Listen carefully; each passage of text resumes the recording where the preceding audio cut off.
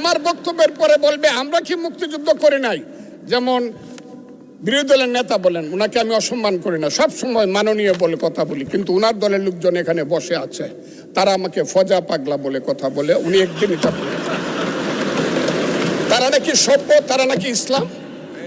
এবং উনি যে বলতেছে, ওই দিন বললো যে আমার দাড়ি পাকা, আমার চোখের সমস্ত পাকা, উনি আমার চেয়ে 10 বছরের ছোট, আমার বয়স 78 বছর, আমি 48 সনে জন্মগ্রহণ করেছি, উনি 58 সনে জন্মগ্রহণ করেছে। কথাটা সদস্য, আমি ওনাকে, আপনাকে কেউ এই ধরনের উক্তি করেছে আপনার সম্বন্ধে? এরকম তো সংসদে কেউ বলে নাই তো। এরকম না বলছি করেছে, আপনি কেন নিজে করেছে আছে এখানে উপস্থিত। আমি আজকে আপনাকে বলতে চাই, বলতে থাকেন, আপনি বলতে থাকেন।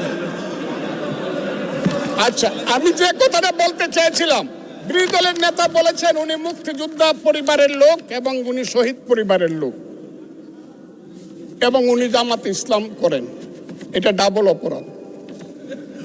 মুক্তিযোদ্ধা পরিবারের লোক কেউ জামাত করতে পারে না। আর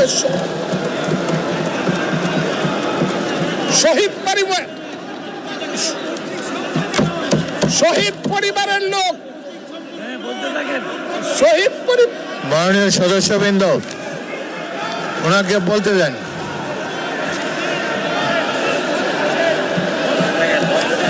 শহীদ মাননীয় সদস্যবৃন্দ, অর্ডার।